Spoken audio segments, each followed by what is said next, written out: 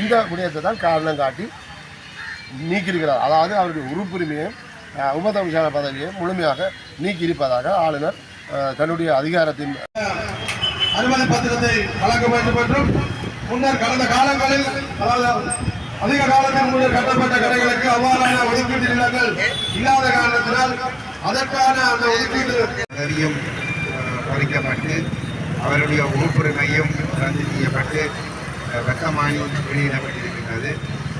ஆளுநருடைய இந்த ஜனநாயக விரோதமான செயல்பாட்டை நாங்கள் மிகவும் வன்மையாக கண்டிக்கிறோம்.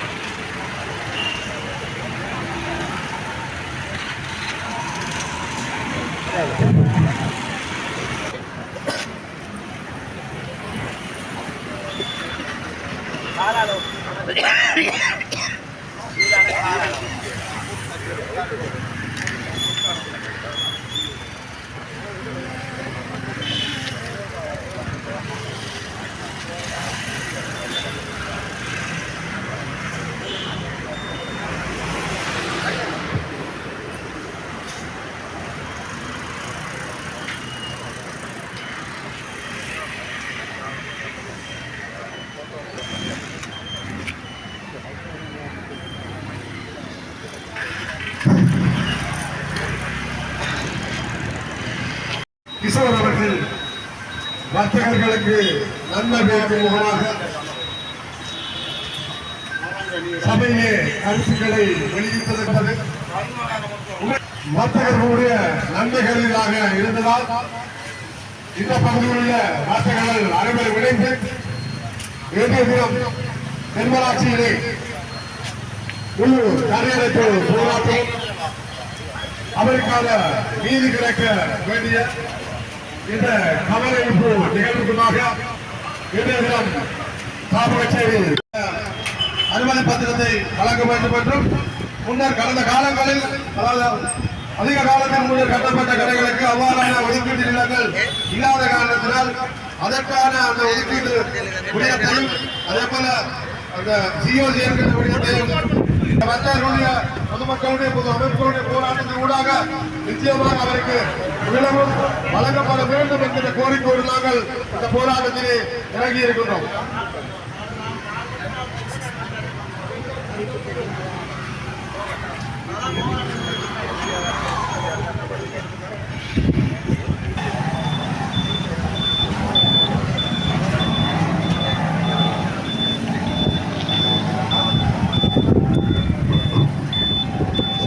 நாங்கள் இந்த வழியிலே உலகுக்கு எடுத்து முகமாக உண்மையிலே மக்கள் பிரதிநிதி மக்களால் வாக்களித்து அதை விட்டுவிட்டு அவருக்கான நீதியை நிலைநாட்ட வேண்டும் என்கின்ற இந்த நோக்கத்தோடு எடுத்துக் கொள்ளப்பட்ட போராட்டம் சில கோஷங்களோடு நாங்கள் இந்த போராட்டத்தை முன்னெடுத்துவோம்.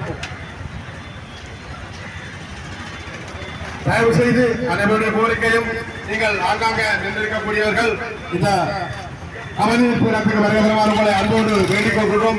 எங்களுக்கு தெரியும் நீங்கள் இந்திய நாளில் அதிகமாக அதே போல இந்த சுற்றறிக்கையை அதே போல இந்த வர்த்தமானி அறிவித்தலை விடுத்திருக்கக்கூடிய ஆளுநருக்கும் இந்த கோரிக்கை நாங்கள் முன்வைக்கின்றோம். இந்த அதாவது சுற்றறிக்கையும் அதே போல கட்டுமான ஏற்படுத்தலையும் உள்ளாப்பெற வேண்டும் என்கின்ற கோரிக்கை முன்னிறுத்தி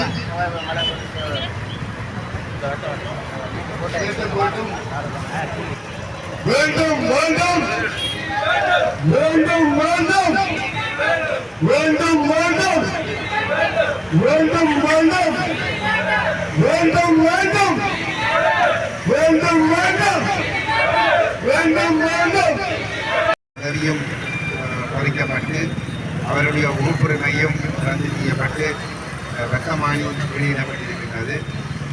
ஆளுநருடைய இந்த ஜனநாயக விரோதமான செயல்பாட்டை நாங்கள் மிகவும் வன்மையாக கண்டிக்கிறோம். கிஷோர் அவர்கள் நகரசபை விவாதத்தின் பொழுது ஆணையாளரினால் உள்ளூராட்சி ஆணையாளரினாலே வெளியிடப்பட்டிருந்த ஒரு சிஓசி சான்றிதழ் தொடர்பாக போரால் பாதிக்கப்பட்ட மக்களுடைய நலன்களை கருத்தில் கொள்ளாமல் குறிப்பிட்ட விதமாக வெளியிடப்பட்ட அந்த சான்றிதழ் காரணமாக நூற்றுக்கணக்கான வர்த்தகர்கள் பாதிக்கப்படக்கூடிய ஒரு ஆபத்து இருப்பதை உணர்ந்து கொண்டு அந்த சுற்றுநிறுவனத்தில் இருக்கக்கூடிய குறைபாடுகளை சுட்டிக்காட்டி சபையிலே சட்டபூர்வமாக அவர் உரையாற்றினார்.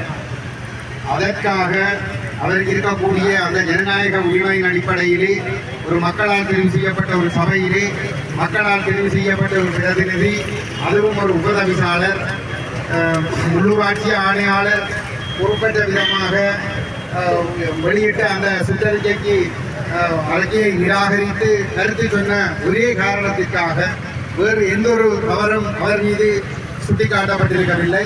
அவ்வாறான தவறுகள் எதுவும் அவர் செய்ததாக இல்லை. அப்படி இருக்கத்தக்கதாக வெறுமனே இவ்வாறான ஒரு காரணத்திற்காக ஒரு விசாரணை என்ற பெயரிலே ஒரு விசாரணை ஒன்றை கண்டுரைப்புக்காக நடத்திவிட்டு அவரை இந்த பதவியில் இருந்து நீக்கியது என்பது முழுக்க ஒரு ஜனநாயக விரோதமான ஒரு செயல்பாடு. இந்த சபைகள் எங்களுடைய கட்சியினுடைய ஆதிக்கத்திலே இருக்கின்ற பொழுது இவர்கள் ஒவ்வொருவருடைய செயல்பாடுகளும் மக்கள் மத்தியிலே அந்த செயல்பாடுகளுக்கு நம்பிக்கையை வளர்த்து கொண்டு வருகின்ற பொழுது இதை சகிக்க முடியாத என்பிபியினருடைய தூண்டுதலினால் ஒரு அரசியல் நோக்கம் ஒன்றை நிறைவு செய்ய வேண்டும் என்பதற்காக வேண்டுமென்றே ஆளுநர் இவ்வாறான ஒரு அரசியல் பழிவாங்கல் நடவடிக்கை செய்திருக்கிறார் என்பதுதான் எங்களுடைய குற்றச்சாட்டு.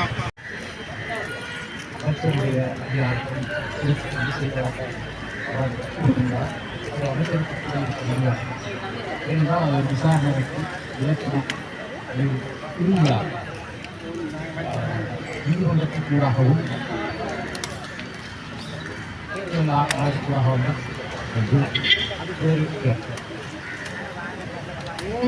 இருவரும் மீட்கப்பட்டிருக்கின்றார்கள். என்பது கிட்டத்தட்ட இப்போது புதிதாக ஒரு கடைக்கான அனுமதி எவ்வாறு பெற்றுக்கொள்ளப்படுகின்றதோ அந்த அனுமதியின் பிரகாரம் கட்டடமோ வீடோ முழுமையாக கட்டப்பட்ட பின்னர் கட்டி முடிக்கப்பட்டிருக்கின்ற ஒரு வேண்டுகோளை பிரதேச நகரசபை மாநகரசபைக்கு கொடுக்கும் பட்சத்தில் அவர்கள் அந்த குடிபுகுதானத்தை திரும்பவும் வந்து மீள பார்வையிட்டு தங்களுடைய படத்தில் காட்டப்பட்ட வகையில் இந்த கட்டிடம் முறையாக அமைக்கப்பட்டிருக்குதா, ஒரு சுவர் கூட மாற்றி அமைக்கப்பட்டிருந்தால் சிஓசி கொடுக்க மாட்டார், குடிபுகுதானத்தை கொடுக்க மாட்டார். அந்த வகையில் முறையாக அமைக்கப்பட்டிருக்கிறதா என்ற அந்த விடயத்தை கண்காணித்து அதற்கு பிறகு அந்த சிஓசி சான்றிதழ் கொடுக்கப்படும். உண்மையிலே ஏனையின் விதியை பொறுத்த மட்டும் சிஓசி சான்றிதழ் கொடுக்கக்கூடிய கடைகள் கிட்டத்தட்ட நான் நினைக்கிறேன் 180 கடைகள், அதாவது எழுதுமட்டு வாழ் நாவக்குடி வரைக்கும் பார்த்து பழைய கட்டிடங்களுக்கு ஒன்றுக்கும் சிஓசி கொடுக்கக்கூடிய வாய்ப்புகள் இல்லை. ஏனென்றால் சிஓசி இப்போ கொடுக்குறேன்னா ரோட்லேயே, அதாவது வீதியின் மத்தியில் இருந்து ஏனையின் வீதியாக 50 அடிக்கு குறையாமல் நகர்த்தப்படும். அதுக்கு பிறகுதான் பார்க்கிங் பிளேஸ் கடையாக இருந்தால் அதுக்கு பார்க்கிங் பிளேஸும் கூட வரும். சரிதானே? அந்த வாகனங்கள் நிறுத்தும் விட்ட பிறகு தான் அதுக்கான கட்டிட அனுமதி வழங்கப்படும். அப்படி வழங்குறதா இருந்தால் இதில் இருக்கக்கூடிய ஏனைய மீது இருக்கக்கூடிய இல்லாட்டி எங்களுடைய இப்போ பழைய கட்டிடங்கள் அகற்றப்படும். ஒன்றும் இல்லைன்னா பாதியாக உடைக்கப்பட்டு அதுக்கு பிறகு தான் அது அந்த அந்த அந்த இடைவெளிகள் விடப்பட்ட பின்னர் தான் என்ன முடியும், அந்த சிஓசி சான்றிதழ் இல்லாட்டி குடிப்பு சான்றிதழ் வழங்க முடியும். அது அவ்வாறு நிலைமை ஏற்படுமாக இருந்தால் இந்த கட்டிட நிலையங்கள் எல்லாம் கிட்டத்தட்ட 16 அடி கொண்ட கட்டிட நிலையங்கள் முழுமையாக அகற்றப்பட வேண்டிய தேவை தான் இருக்குது. அதன் அடிப்படையில் உடனடியாக அந்த விடயத்தை நடைமுறைப்படுத்த வேண்டாம்.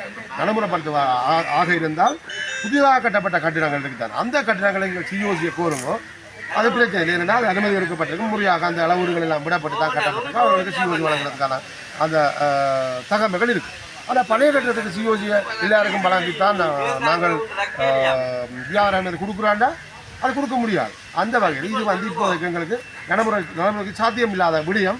இதை உடனடியாக ரத்து செய்வோம், அதாவது ரத்து செய்வோம்ன்றதுல சிஓசி பழைய கட்டடத்துக்கு எடுக்க வேண்டாம், புது கட்டடத்துக்கு எடுக்கின்ற விஷயத்தை சொல்லுவதோட இந்த சுற்றறிக்கை எங்களுக்கு இப்போது பயனற்றதாக இருக்கும் என்று அந்த சுற்றறிக்கையை அவர் மேசையில் எறிந்தார். இதுதான் சொல்லப்பட்ட முடியும். இந்த எறிந்ததுக்காக அதே போல் இந்த சுற்றறிக்கைக்கு மாறாக செயற்பட்டார் என்றும், அதாவது இந்த தங்களுடைய இந்த சுற்றறிக்கையை அவமரியாதைப்படுத்தினர் என்று ஒரு குற்றத்துக்காகத்தான் இன்னும் இடையில விசாரணை நடத்தப்பட்டது. இன்னும் அந்த விசாரணை அந்த பேப்பர் இதுகளில் உரிய நபருக்கு வழங்கப்படவில்லை. அது இருக்கட்டும். ஆனாலும் இந்த விடயத்தை தான் காரணம் காட்டி நீக்கியிருக்கிறார். அதாவது அவருடைய உறுப்புரிமையும் உபதவிசாரணை பதவியை முழுமையாக நீக்கி இருப்பதாக ஆளுநர் தன்னுடைய அதிகாரத்துக்கு உட்பட்டதாக தன்னால் மக்களால் தேர்வு செய்யப்பட்ட ஒரு உறுப்பினரை நீக்க முடியும். அதிகாரம் இருக்கு. அது உண்மையிலே மக்களால் தெரிவு செய்யப்பட்ட உறுப்பினரை இவ்வளவு மக்களும் தெரிவு செய்திருக்குது. தங்களுடைய விடயத்தை இல்லை தங்களுடைய உரிமைகள் சார்ந்த விடயத்தை தங்களுடைய தேவைகளை சபையில் கொண்டு போய் கதைச்சி அதை நிறைவேற்றும் முகமாகத்தான் உண்மையாக மக்கள் தெரிவு செய்தது. இந்த விடயத்தை கருத்து கொள்ளாது இது வந்து என்ன தங்களுடைய தனிப்பட்ட முடியும் இல்லை தவறுனா அதாவது இவருக்கு முடியுமாக இருந்தால் தங்களுக்கு அவமரியாதைப்படுத்தினா அதுக்காக வேறு தண்டனை கொடுத்துக்கலாம்.